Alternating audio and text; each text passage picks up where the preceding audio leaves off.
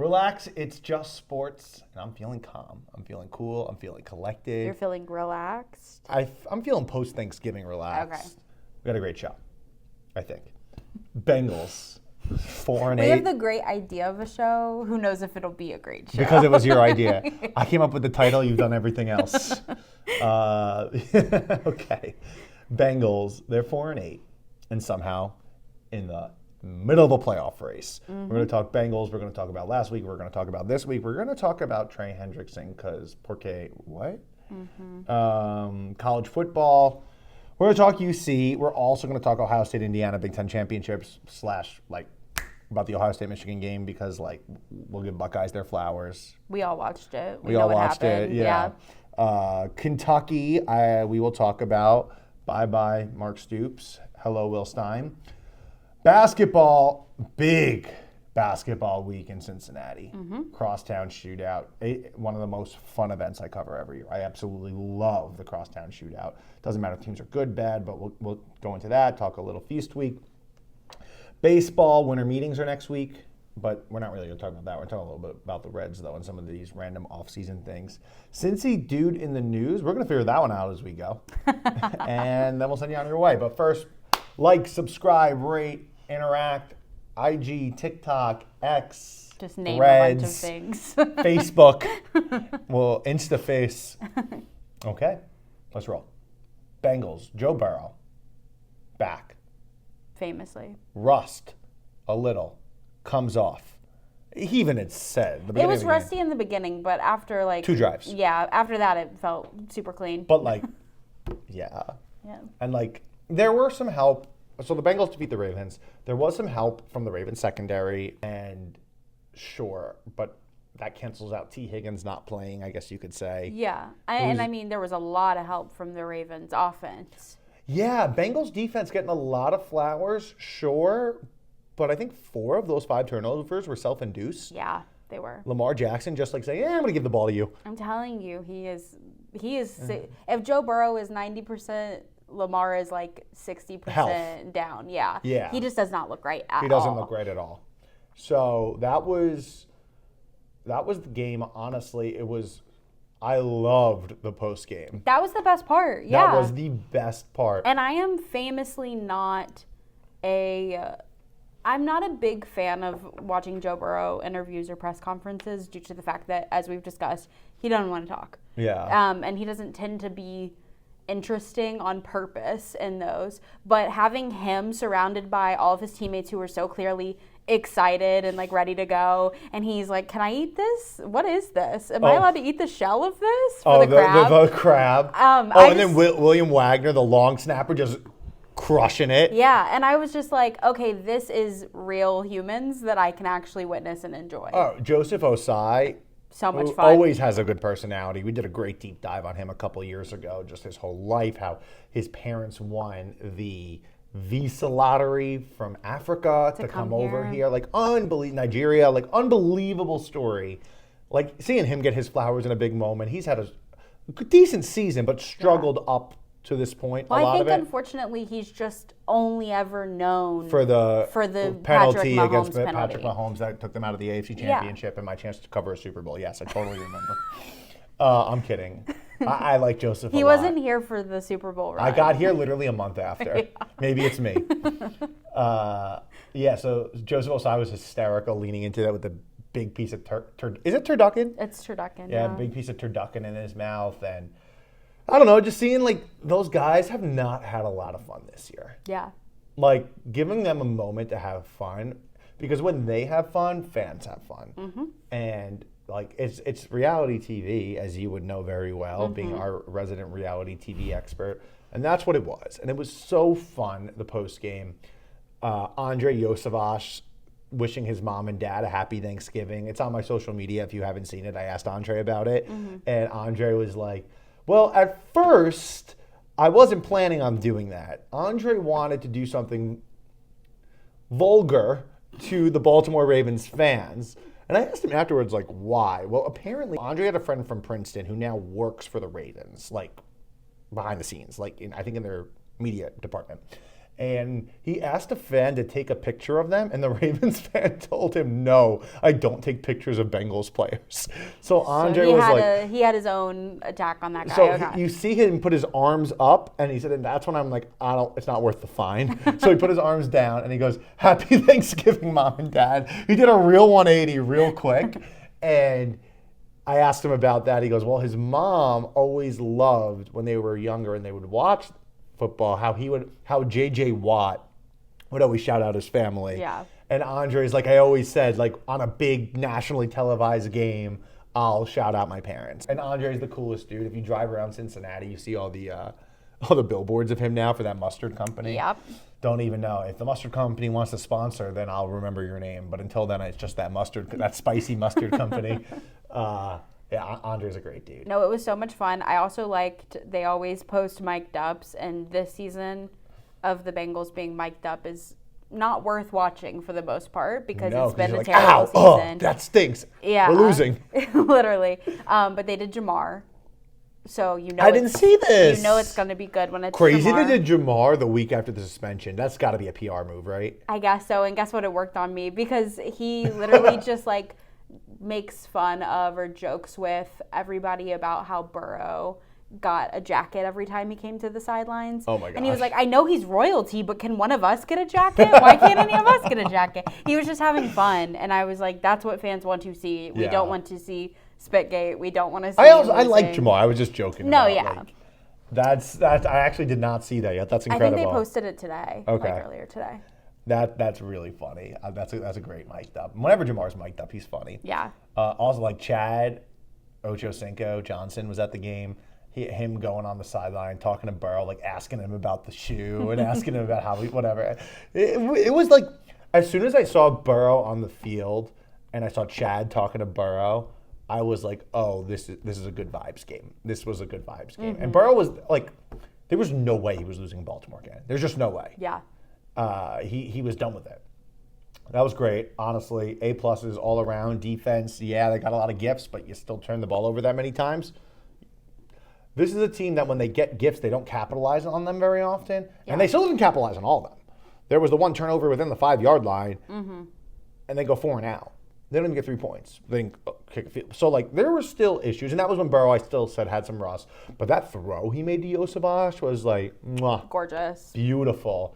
Tanner Hudson, okay, one-arm catching. Like, he'll do one of these a year, and it's like, where did you come from? And then you're like, wait, is Tanner Hudson, like, the best? No, but he did really good job there. Joe loves him some Tanner Hudson. It was a lot of fun. It was fun that, like, you knew a game was over in the fourth quarter as a Bengals fan, and you wasn't a loss. And you felt joy. Yeah. I understand. Especially late. Everyone's going into their food coma, Thanksgiving. So since then, they turned the page because they're 4-8 and everything breaks their way, as it does for the Bengals until it matters. Bengals beat the Ravens. Steelers lose to the Bills in Pittsburgh, which the Steelers had a lead in that game, and then the Bills were just like, not today. Yeah.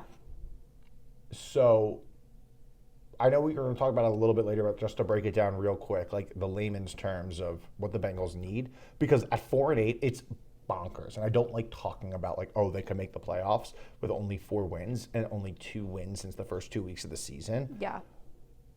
But it's crazy because if the Bengals win out, the Ravens are one of the games they play. So if the Bengals win out, would naturally lose to the Bengals. If the Ravens have to lose one other game, and the Steelers have to have 2 losses,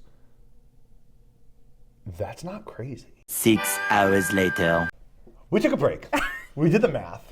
Because neither one of us claim to be math people. Well, I at least do. I definitely am not a math person. We did the math. The Bengals need to win out. The Ravens need to lose 2 games, one of those games being to the Bengals. The Steelers need to lose 2 games if one of them is to the Ravens or the Browns. Mm-hmm. Or they need to lose 3 games. Yeah. So now just thinking in real time, not to go down this rabbit hole again, but if they're going to lose 2 games, one of them, I guess technically it doesn't have to be to the Ravens or Browns because they could lose to the they play Lions. The Ravens. They play the Lions and the Dolphins. So that you just need one of those losses not to be the Lions or Dolphins. Yeah. Look at at us. us. Good thought. Okay, so we got that now. Now you fully understand where we're coming from. And once again, all of this is squashed Wait, if pause the Bengals though. lose. Pause. And not to go down this rabbit hole again. Why would the Steelers own the tiebreaker if they're both 5-1 in the division? Okay, I did look this up. After you go division and after you go head to head, you go to like teams. And unfortunately, if we remember that run where the Bengals lost to the Jets and like all of these but if they lose to the here's where you're wrong. Because they play the Lions and the Dolphins. Yeah. And so if they lose to the Lions and the Dolphins and the Bengals beat the Dolphins, yeah, then I think the Bengals would have it over the Steelers in that tiebreaker. I don't think so, because I do believe in the like games, the Bengals have lost like literally all of them or something. Well, they still have the Dolphins left. Yeah. And but did the Cardinals play the Steelers? No. Okay. All right, sorry, not to go down that rabbit hole. Listen, get to the point where you're 4-0, and then we could break this all down super simply. It's way too early. Please. Let's talk about this Buffalo game coming up, because if they don't win this game, it doesn't matter. The last time the Bengals played the Bills in Buffalo, I was there, was one of the most fun games I have ever covered. AFC divisional game, Joe Burrow, the viral video of him throwing the ball. That was the least exciting part of my day. First of all, the spread for a playoff game in Orchard Park. Oh my gosh. Not to be that reporter. Oh my goodness, because they just brought in all local vendors, like not vendors, local restaurants. So like a local pizza place, a local wing spot. That's nice. Like they had beef on weck mac and cheese. This was before I used to calorie count. Probably should have. So it was awesome. Bill's hospitality is like A1. Yeah. And that was the season where the DeMar Hamlin stuff happened. That was 3 weeks later. So everybody was there was a real camaraderie. Yeah. A real camaraderie. DeMar Hamlin was at the game. That was like his first public appearance. He was like, whatever, this is where people were saying like, oh, it's a fake DeMar. Like, turns out it's not. Turns out it was for real him. Yeah. That game was awesome. The Bengals ran the ball and threw the ball at will. Jamar Chase had a great touchdown. It was awesome. That was when Mike Hilton was like, I'll see y'all in Burrowhead. And we all know what happened after that. Sure. But I remember I did a live post-game interview with former long snapper Cal Adamitis because he got a game ball because of how good the field goal unit was in the snow. It was such a fun game. Like, I love games in Orchard Park. This game, it's, as of right now, potentially a snow game. Once again. So we were talking to Zach Taylor, and someone asked him, like, how important is running the ball in the snow? And he goes, I don't know. We throw the ball in the snow, too. Like, quite literally, with that team, they did. And the differences on offense are, like, kind of low-key minimal. Like, I know it's, like, totally different for the Bills' defense, totally different teams. Like, this was, like, 3 seasons ago at this point. But it was still Burrow and Jamar. It was Mixon instead of Chase Brown. I don't know if T. Higgins is still in concussion protocol. So, like, yeah, they were different dudes, but it's the same idea. Yeah, it's not too different. The offensive line is much better now. I was about to say, I think the main difference is the other side of the ball. Yes. Defense. So I don't think that means they're going to be running the ball all game. I think they're still going to fully be throwing it against the Bills. The Bills are a weird team this year.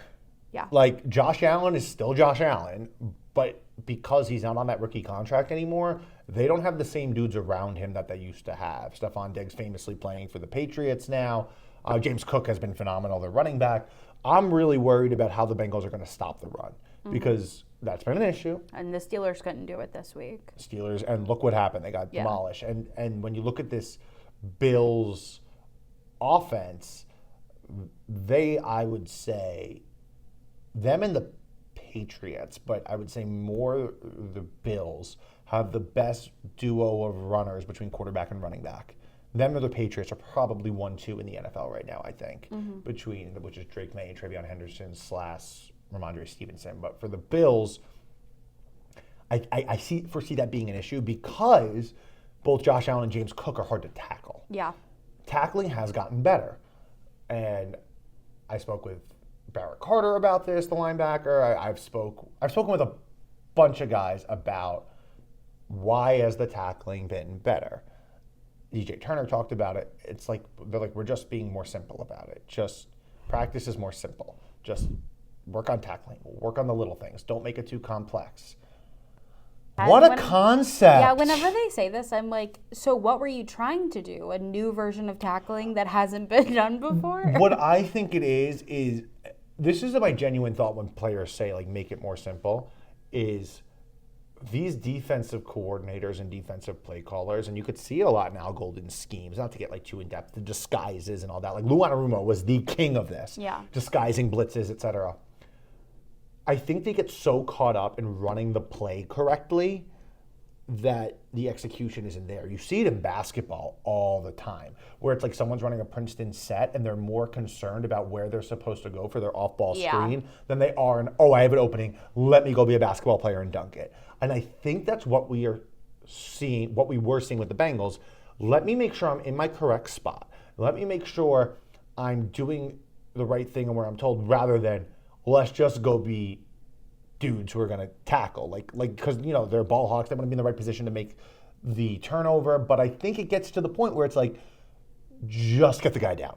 Yeah, because I think the biggest problem, you said Barrett Carter, I think the biggest problem is when I watch him, I'm like, oh, he's actually 20 feet away from where anything is happening. So hopefully the answer to that is, he was there because he was thinking too much about where he needed to be. Exactly, rather than, let's go get the guy with the ball. That makes me feel better about Barrett Carter. And I think we could say the same thing about Demetrius Knight. Like, I think the linebackers, they're both rookies, and it's been very hit or miss with them. Yeah. But that's kind of where I'm at too, where it's like, they were not going to say that, but that's what I fully think. It's like, all right, let's we got another place, but let's also just stop the ball. Yeah. I think sometimes it needs to be that simple, because I think players, especially when you get from a jump in level, and I think a lot of times in sports we see that weed out men from the boys, women from the girls, whatever. Sure.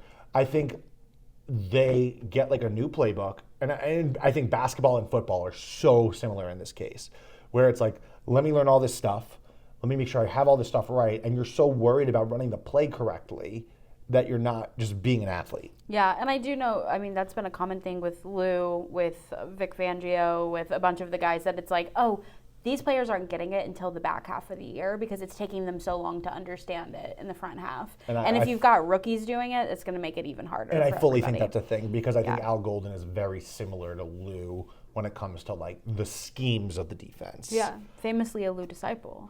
Exactly. Yeah. And I think that's why Notre Dame's defense was so good under Al Golden, was because he simplified a complex playbook, and also Notre Dame athletes are smart dudes. Yeah. They were able to. So that's my thought on the defense and what they mean by simplify it. You mentioned Higgins is still in concussion protocol, though they said that he's doing okay. I saw a T, and I was talking with him. He's great spirits, was singing in the locker room, being himself. He was shooting his laundry into the hamper, laughing. It was a very different T. Higgins than just a week ago. I have a feeling he'll be fine. What about Trey Hendrickson? What? So I'm going to preface all of this by saying Trey Hendrickson definitely gets a bad rap a lot of the time. He's been nothing but kind and respectful to me. I've never had an issue with interviews with him. I've never had an issue with him being candid. He always gives me good sound bites. Like when I say good sound bites, he gives me good answers. Mm-hmm. He's genuinely listening to the question. I know other people have beef with him when it comes to media, and I know he has beef with media. And I think a lot of what he says is a little how he wants to be perceived. But to his defense, what person doesn't want to talk in a way that they're going to be perceived? Sure. So I say all that to say something super sus is going on. Yeah. Super, super sus. And I think it's Trey and I think it's the Bengals. Yeah. This is 4 weeks in a row that Trey is listed as doubtful and then doesn't play. So he's not going to play this week. We don't know that for sure, but he's not going to play this week. He requested a trade this offseason. They gave him a raise from gave him a raise of $14 million to get him to about $30 million. Trey is injury prone. He gets hurt. Yeah, we know that. And he also fights through injuries, or at least exaggerates how much he's fighting through the injuries. Why has he not been put on the IR? Zach Taylor is as tight-lipped about Trey Hendrickson as anything, which is so weird for your all-pro defensive end who was the sack leader in the NFL last year. So tight-lipped. I've seen Trey from a distance once or twice. Yeah, and he even said in the press conference, it was pretty clear the reporters were like, hello, Is he with his teammates? Oh, I was one of those said reporters, yeah. Yeah, and he just said, oh, he's working with trainers. It's sus. Yeah. It's sus. Now you're saying it's sus. Tell me what you think it is. So there's a lot of going around the league this year about soft benching. Okay. You've heard this around Yes, the I league, have. like J.J. McCarthy in Minnesota, whatever. I think this is a soft sitting out. Like, A soft protest. kind of, Yeah. because he knows the Bengals aren't going to pay him. I'm sure he's dealing with some kind of injury, but why play through it if you're not secure in your money going forward? Yeah. And he's over that 30-year-old mark for a defensive end edge rusher, which is known to be the mark. It's the reason the Bengals probably didn't pay him what he wants for long term. So why risk an injury? Why risk hurting yourself even more? It's like the exact reason everyone was saying Joe Burrow shouldn't come back, but Joe Burrow came back because this is like where his roots are. Yeah. And Trey, on the other And hand, Joe does have a long-term contract where he's not worried about. that's what I meant by roots. Yeah. I didn't mean like he's from Ohio. I meant like Yeah. he's rooted in Cincinnati right now because of his contract, because of his guaranteed money, because of all the things. He wants to build momentum for next year because Joe Burrow will be here next year. Trey Hendrickson probably won't be here next year. Yeah. So I think there's a lot of that going on. And, it's such a tough spot. You don't want to call someone out on that. You don't want to be like, you're not hurt, you're whatever. And also to Trey's defense, when you're hurt, we don't talk to them. Like that, it's just like a taboo thing. You don't do it. Is he in the locker room and people just don't talk to him? I've seen him walk through once or twice, but He's also not like sitting at a locker. he never does. Yeah, okay. That's just not Trey. Okay. Trey is like in that locker room, especially when media is allowed in, as minimal time as he's allowed to be. Okay. So like it's not, to me, it's not weird that Trey's not there because he usually will walk straight through, go to the dining hall, go to the sauna, do what, like take care of his body. So it's super, super, super sus. Like I don't know if something's up there, and I wouldn't be shocked if the Bengals win the next 2 games that he's feeling good again. Well, that's what I was going to ask, because if I'm him, I'm either saying, never mind, I'm out for the entire year. Don't even pretend to put me back in. I'm not going to do it. Or is he suddenly, when the team has won 6 in a row, is he suddenly like, hey, it's me again? I can see that. Because that's just so, if I were a fan, I would be like, get off.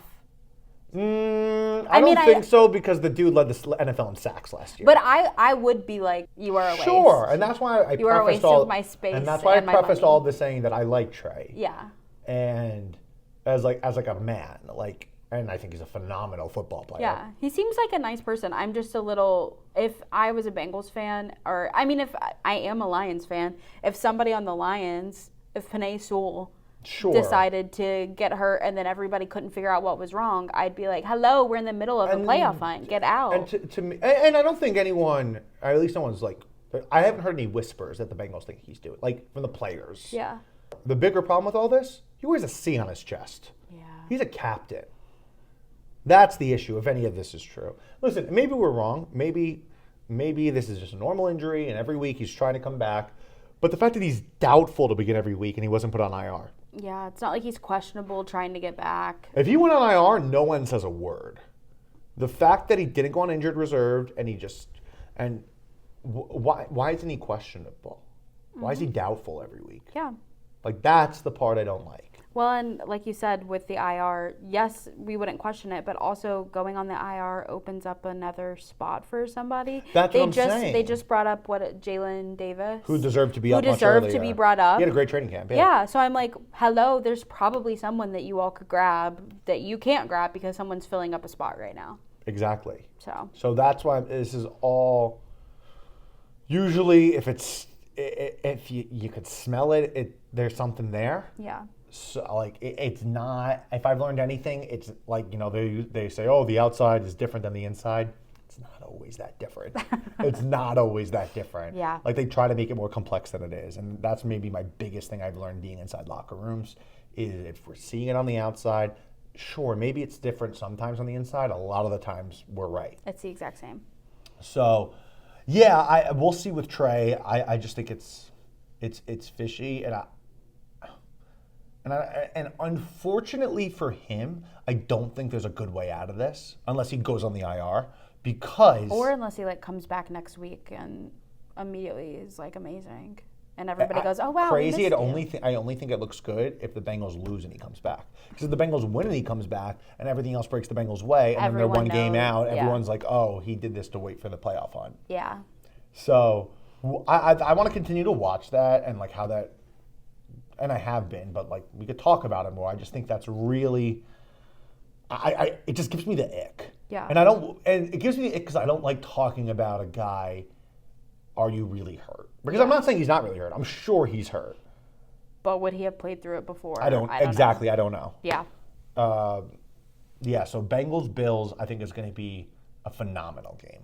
I hope so. I think it's going to be points galore. Because if you remember, they pushed them earlier due to the Bengals It was kind of before crashing 25, and then it's burning. at 1 o'clock. Yeah. Yeah. And the Bills need this win too. Like this is not a Bills team that like we've seen in recent years running away with the AFC East. Like they're fully not even in first place. Yeah. Like the Patriots are 10-2. Yeah. And on a bye. So the Bills need this win because they're fighting for a wild card spot. Mm-hmm. And they still have a chance to win the AFC East. They would need the Patriots to fall a little bit.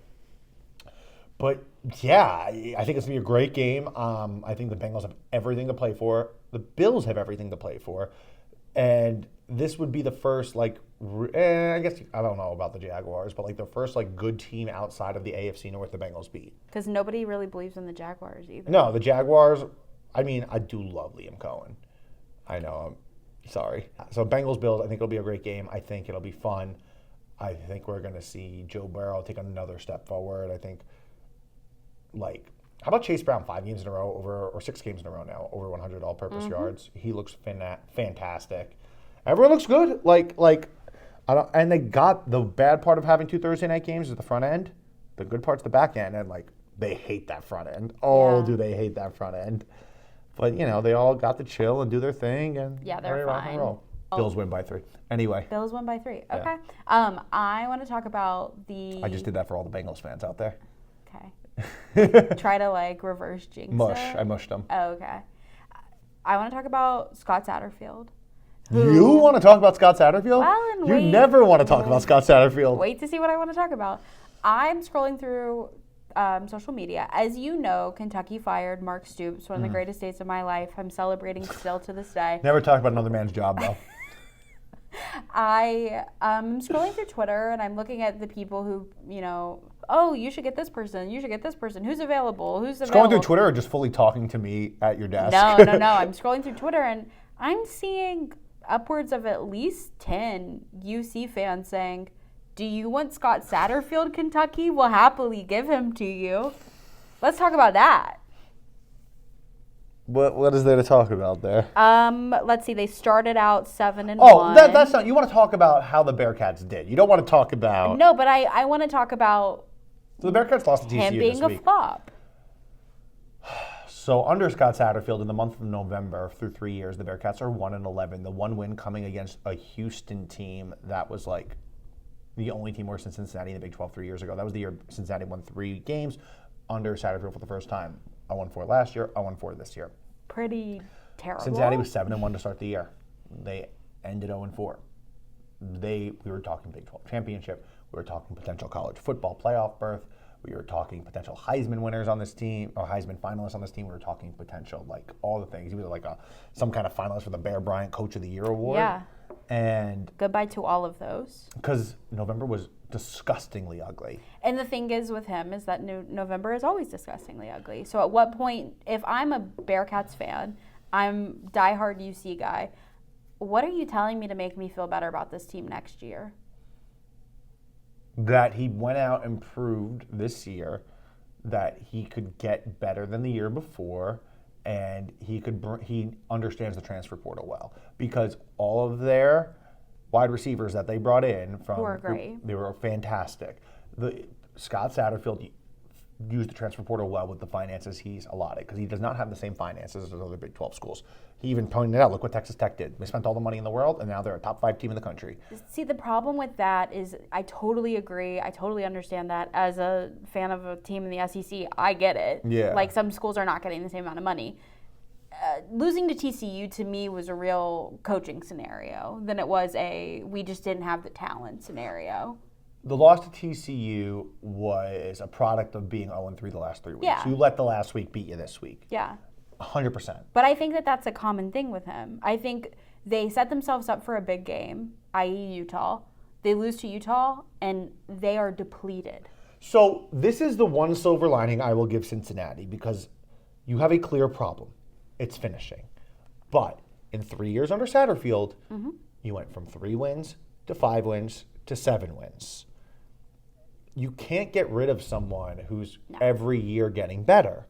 So when those, and honestly, they should have won the Nebraska game. That was the athletic department as a whole lost that game by moving it to Kansas City. I believe that's what you show recruits. Look, every year we're getting better, we're building. So maybe next year, what if we had 2 more wins next year? Next year, if they add 2 wins and then you have a 9-win team? Yeah. I just think it's the problem. It's so frustrating. I fully understand. It's horrible. And of course, you know the reason that I feel this way is because I watched him. I worked in Louisville before this. I watched him at Louisville. And if you remember, I mean, his first season at Louisville, they were much better than they should have been due to all the people that because no one was able to transfer at the time. Yeah. So he was able to do well. His first season, like pure his season, they went 4-7.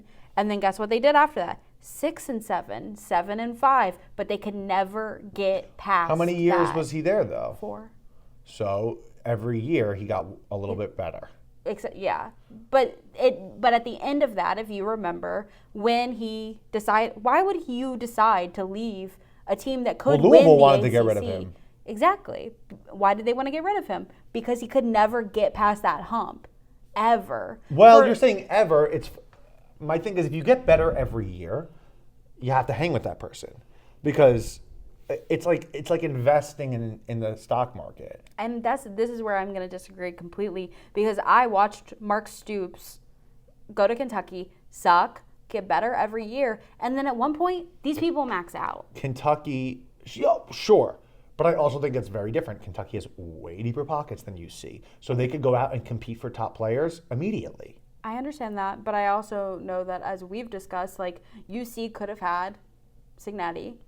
Yeah, that's not Scott Satterfield's fault. Yeah, but are you saying that Cignetti, if he was in this exact position with this exact money, Cignetti is a unicorn because Cignetti got really good in year 1 from bringing all his players from James Madison to Indiana. Mm-hmm. And then he built a team because of his James Madison players, and Cignetti's a good coach, but because of his James Madison players, had 1 loss last year, made the college football playoff. So now you're selling, we're a college football playoff team. Yeah. And Indiana, also deeper pockets than UC. They do now, yeah. So my argument is, yes, Curt Cignetti would have been a great hire, but he was a great hire. A lot of it was because of the players he brought with him. Yeah, but my thing is Satterfield didn't bring anybody, honestly, because all of them hated him. Which is crazy to me, because I know for a fact, yeah, the UC guys love him. Yeah, but I mean, remember when UC happened to play Louisville in the And I think that went in towards it. But I mean, I think the Louisville guys were like, "What? You are an evil person for leaving when we still had a bowl game." You won't hear me catch anything. I will not be calling Scott evil. No, I'm just saying I think the Louisville guys were like, "Hello, you're leaving us for a worse school to go coach them in a bowl against us?" Well, he must have known the door. He was getting fired. No, he did. But I genuinely just think at one point UC, and what you're telling me is like UC has decided we're not putting any more money into this pot. I'm not saying that. I'm saying that it's, even if they put more money in, it's not going to compete with a lot of the Big 12 schools. Like, they don't have oil money that Texas Tech has. And I understand that, but I do think they don't have like the Utah money that BYU and Utah have. Sure, but once again, like, they lost to more than, if they were just losing to Texas Tech, BYU, and Utah. No, I'm not saying there are like, I hear you and I agree with you, and I'm not like standing here like, I just think like this might be the only way that UC is going to be a team that can make it to the college football playoff, that can win the Big 12, is going to be a progressive overload. Like, it's not going to be, here's $50 million, no, go build a team. That's never going to happen. Exactly. I just don't know that Scott Satterfield is the coach that's going to get them there. That's fine. And that's my stance And you could think on of that. My thing is, he's gotten better every year. So until you see a year where he does not get better, I don't think it's fair to be like, he's not the answer. I understand the frustration of 3 years in a row, but if you look at this roster compared to his first roster and this roster compared to his second roster, it's like leagues and leagues better every year. It just is. Yeah. I also just think... And I also want to see how they'll do next year with who knows what the quarterback situation is going to be. Well, and we talked this year about how, yes, they went 7-1, but the beginning of the year was kind of the cakewalk of the Iowa season. State was good, but yeah. Yeah, but and that was the big surprise. Like, oh my gosh, they beat Iowa State. Maybe they're actually good. Yeah. Like, this is big. But otherwise, it was cakewalk. Like, I don't know what their schedule is next year. Do you? I don't have it. Is it harder? Do they play Texas Tech? Because I'm like, it's just going to get harder to me for them. Right, but then they have to get harder. You know what I mean? Like, and I just fear that I'm afraid he won't. And I understand why you feel that way. Yeah. And I hope you hear what I'm saying when I'm like, for sure, they just need to keep going in the right direction. And until they don't, because if you win 9 games next year, holy cow. If you win 9 games next year, then I'm like, okay, that's interesting. But once again... And there's no reason they couldn't have won 9 this year. At Louisville here, he hasn't gotten there yet. Sure. So when he does that, I'll agree. The moment he goes backwards and wins, I think the comments are fair. Until then, yeah, there's something they're working on and getting better at. That's my take. Is that it for UC? Yeah. Ohio State, Michigan, the game. Ryan Day finally, for the first time since COVID, beats Michigan in Ann Arbor. Shout out Jordan Marshall for Michigan, Moeller alum. Awesome kid. He still calls me Mr. Marshall when he sees me. He looked great. It was his first game back from injury, I think, or second game back from injury. And he got hurt again. Yeah, but he came out blazing. I think a 35-yard run on the first play of the game for Michigan. Ohio State's just the best team in the country. They're just the best team in the country. And we'll find out. Sure. This weekend. I'm excited. So excited. We already talked a little bit about Curt Cignetti, but before we talk about that game, my absolute favorite moment from the game, and my question, Brutus, where he X'd the Michigan and script, and then and he made the script Ohio and jumped on the I, and then field workers quickly how did no one know he was doing that? How do you do that in front of 110,000 people and nobody knows? I'm not quite sure. That's my question. That's a college kid in there. Sorry, if you have kids listening, earmuffs. It's like when the UC Bearcat was arrested in 2010 and they took the mascot head off of him when he was arrested. Pour one out for my boy. But how does no one stop the guy? Yeah. That's good for Ohio State. That's funny. But none of the Michigan people are yo, do you not see what this guy? Someone stop him. It's the Big House. It's the biggest stadium in America. Yeah. Ohio State, Indiana this weekend. This is what everyone wanted. 1-2 in the country. Curt Cignetti with Indiana. 2 Heisman finalists, most likely, going up at each other at quarterback between Mendoza for Indiana and Julian Sayin for Ohio State. And one should be the Heisman winner, and it's not the guy from Ohio State, of course. I kind of like Pavia from Vanderbilt. Oh, don't get me started on Pavia. Don't get me started on Pavia and the shots to his mother at all times. I just kind of like Diego Pavia's, I don't know, he's fun. He kind of gives me Baker a little bit. Yeah. And that's why you don't like him. He gives me Will Levis. No, who is the one who played at Texas A&M? Johnny Manziel. He gives me Johnny Manziel energy. Johnny Manziel won a Heisman. Yeah. So, whatever. It's the game's in Indy. Last I checked, the cheapest ticket was $650. I love that the game is so close to both of them because we very easily because of the way the Big Ten is. What if it was Oregon Rutgers? It wouldn't be Rutgers. UCLA or something. UCLA Maryland. Yeah. I love that the game is so close to these two schools. Midwest. It's still a real Big Ten feel.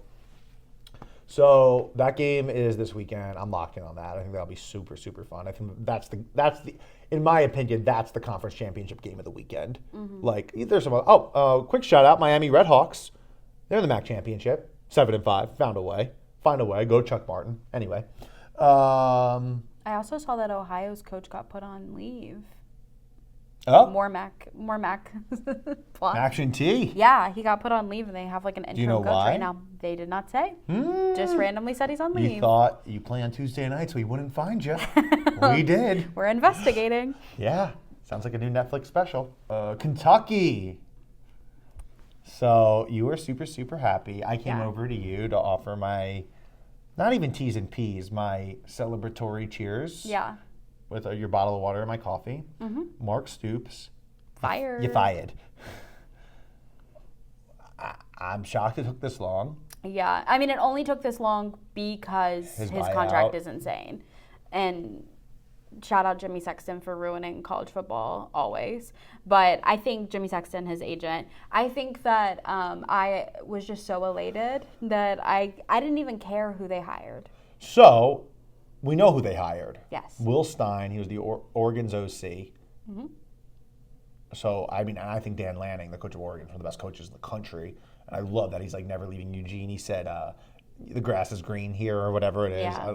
Just wait until like an Alabama comes open again. Or like the Seahawks, like, or maybe the Giants this go around. Sure. What are your thoughts on Will Stein? Because I know you love that he has Kentucky roots. Famously from my hometown of Louisville, Kentucky.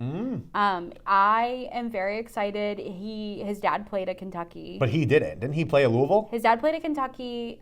He was a quarterback at Louisville. He didn't play, but he was a quarterback at Louisville. Those make the best coaches. The guys who don't play at all are quarterbacks. Yeah, From my understanding, he wanted to go to Kentucky, but at that time, Joker Phillips took over. It was like a weird transitional period. So he was like, I will just go to Louisville. I'm walking on. Like, I'll walk on at Louisville or whatever. And he went there. His dad, famously, per like all the reports I've read, like would not cheer for Louisville even though his son went there. That's Jonathan India's dad with the Mets. That's crazy. But that's Kentucky. I feel like Kentucky Louisville is an underrated rivalry for people who aren't in the area because they're like, oh, I think Kentucky's really good at basketball. Louisville's like really good at football. That's kind of like the assumption. But like we hate each other deeply. So I always got the impression, like, because I like tangentially have covered it, that it's like Louisville hates Kentucky because they're little brother, and Kentucky's like, whatever. No, Kentucky hates Louisville. Okay, deeply, yeah. That's the like L's down that the players I've do. seen that before. No, but it's like it's a real thing. Hatred. Okay, I know Louisville hates Kentucky because they're Kentucky's little brother. Yes. I just thought it was like for example, like in Texas when I was out there, everyone's rivals with UT, with Texas. But like, what is Tech Texas them, a rival A&M with? cares. Like Texas was like, we don't like A&M. Everyone else like, yeah, that's we don't fine. care. Yeah. Yeah. No, I think Kentucky, especially basketball, helped build that with Rick Pitino going from Kentucky to the pros to Louisville. I mean, Kentucky at that point was so like in basketball, screwed. I see it more. No, but I mean, it carries over everywhere. Of course like it does, whatever sure. happened carried over. Yeah. So yeah, it's still a huge thing. I mean, even in this game, I think Kentucky and Louisville got into like 2 fights before the game even started. Yeah. And for what? Like, you're both kind of bad. Sure. Okay. Well, I have crazy movement all over, but you know, obviously there's Lane Kiffin stuff. Alex Golish went from USF to Auburn. Alex Golish was also a finalist with the Bearcats when he was the OC at Tennessee for. I don't know. I don't think Alex Golish wanted it, from what I understand. I think he wanted UCF over UC because I think everyone just saw UC moving up to the Big 12 as like scary. Yes, like as like a very hard thing to succeed at. As it is. Okay. Can we talk UC basketball? Yeah. I was nice to them last week. I will never be nice to them again, and I'm sorry for being nice to them. In the words of John Rothstein, Cincinnati loses a bye game to Eastern Michigan. The epitome of brutality. It spreads. Shout out John. John's a great guy. So Cincinnati loses to Eastern Michigan. But like there's nothing. Yeah, they just lost to Eastern Michigan. Moving on. They played and defeated Tarleton pretty easily, and I'm pretty sure the last time I covered Tarleton was when they were Division II against the University of Texas Permian Basin. So we can imagine the competition. They beat them up good though, like won by 20 points or whatever. Yeah. The biggest news was that Jizzle James, UC's leading scorer for last year, was in the crowd.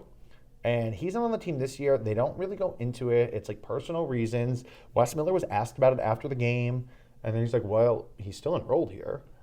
And he's like, I'm not going to really talk about it. Like, I'm happy he's doing well. He's family. So, all of that was incredibly confusing to me as someone who had to write up when Jizzle James was no longer with the program. Yeah, but he's fully at the school, was wearing all Bearcat gear. He's working out in their facility still. He'll be coming back at some point, but it'll be next year. I don't think it'll be this year. Yeah. Xavier is playing better basketball. I don't think they're good, but they're playing better basketball. And none of that even matters whatsoever.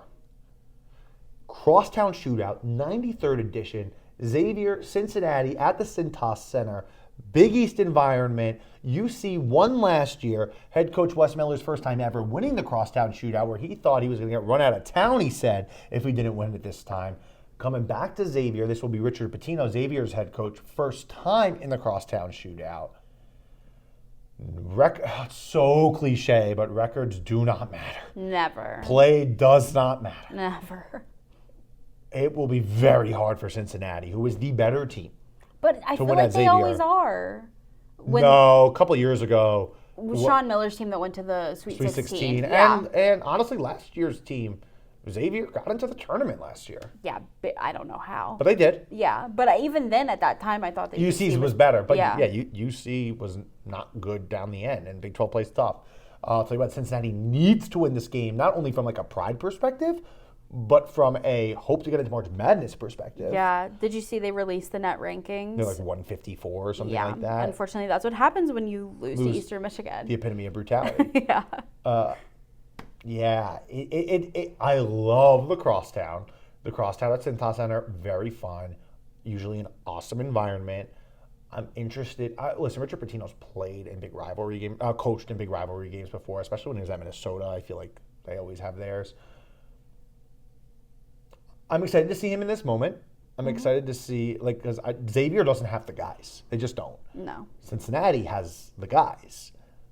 But that's what it is every year. So I have no idea. I will say it is one of my most fun things to cover every year. The emotion is awesome. It's a little bit different because a lot of these guys didn't play in it last year. I was going to ask you, I saw people asking if, the Crosstown Shootout has kind of lost its not the same power because both teams aren't as good and all the players switch in and out all the time. The talent doesn't matter. Yeah. This could be JV high school level basketball and it would still be an awesome environment.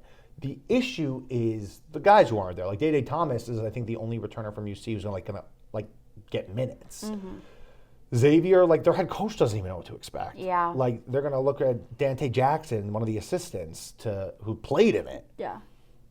So I think it's the fans that bring that energy. This is one of those moments where it's really the environment more than the players.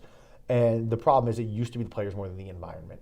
One of my favorite ever Crosstown Shootout moments, Kenyon Martin, obviously one of the best Bearcats in history.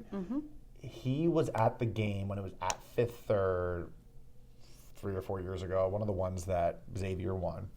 And at halftime, without head coach Wes Miller knowing, went into the locker room and he was just talking about the pride and remember the game, hyping them up. And Wes Miller pretty much found out about it going into his post-game press conference. And Wes was like, yeah, of course, he's welcome in there at halftime, whatever. I ran into Kenyon Martin at a bar that night. I didn't tell him who I was, didn't tell him what I was doing, whatever. And I asked him, I was like, so I heard you went into the locker room and Coach Wes Miller didn't know. He goes, it's deeper than that. It's deeper than that. It wasn't for him. It was for those brothers of mine. Going like the fact that Kenyon Martin still deeply made Xavier that much. Yeah. We don't have that anymore. Yeah. But all the alumni will be tuned into that game. It's on a Friday night instead of a Saturday this year, which is interesting. We'll see. I'm excited to see the Friday night there. I'll be there. Say what's up. Do you want to talk baseball quickly? Sure. Winter meetings are next week. That's a lot of things move and shake then. Yeah, we'll have more baseball. We'll have more baseball next week because things will come out of the winter meetings. You had this in there so ESPN did an off-season survey of the MLB executives and that the Reds are a small market team that could make a lot of noise. They ask all these questions to MLB execs, basically who's going to get Kyle Tucker? Who's going to do this? Who's going to do that? And it was what small market team will do something this offseason, shock you. And it was the Pirates and the Reds had the most votes. I think the Pirates are going to go in because if they're not trading Paul Skeens, they need to What's go the in. point? They Yeah. need to go in. And I think they will. But I'm hearing the girls talking about Schwarber. Schwarber, I think, is a 3-team race right now, and it's not the Reds. It's just pushing my narrative, though, so I wanted to put it in there. Because, yes, an exec said their lineup's not very good. They likely need to upgrade players. Schwarber went to high school in the Cincinnati suburbs. Schwarber, it's not going to happen. Schwarber, from what I'm hearing, is Phillies, Mets, or Red Sox. Yeah. And those are the 3 teams that make the most sense. Although I read that the convos with the Phillies have kind of stalled. So Fine. But when the Phillies see that he might go to the Mets, that could always restart them because you're talking about a division rival. Yeah. They're one of their most hated rival. I could see that. I also could see him being the Red a great Sox fit, is perfect. especially if the Red Sox re-sign Bregman. Amazing. Or if the Red Sox get Pete Alonso from the Mets, having that double power hitter in Fenway would be amazing. So I'm not a believer in the Schwarber to Cincinnati thing. I would love it, but I don't think it's going to happen. We have to keep pushing it, though. I do think Cincinnati will get someone, and it'll be someone people don't expect, but I don't think it'll be someone that we're that excited about, but they will push it down our throats that we should be. Okay, that's good. That's my take. Well, we see that all the time with them. Where they're like, no, you don't understand. This guy's really great. And we're like, and then sometimes they come out good, like Austin Hayes. He's good. Right. Was it great? He's not Kyle Schwarber. Was it great that he was the cleanup hitter on opening day? Maybe not. Yeah. But we'll see. We'll have much more baseball next week. Cincy dude in the news, we had a bunch. I think it's just let's do college football shout-outs because it's the end of college football. College football shout-outs. Jordan Marshall, we said, had a great game for Michigan, and although he got hurt, his college career is just going to explode next year. Yeah. Jermaine Matthews Jr. plays for Ohio State. Got a big win. Good for him over Michigan. Matt Ponatoski, not a college player yet, but he did say he is still going to play football and baseball at Kentucky, even with Stoops agreeing to leave. Yes, yeah. His agent at first was like, we don't know what we're going to do. Maybe we'll sign later. And then as soon as they announced we'll sign, he said, yeah, I'm good. Well, don't forget, because Ponatoski, one of his Final Four schools was Oregon. Yeah. So. And he posted a picture of himself with Will Stein. Oh, did he? Because there's a photo of him and Will Stein doing the Oregon O together. Very funny. And he was like, this is even better.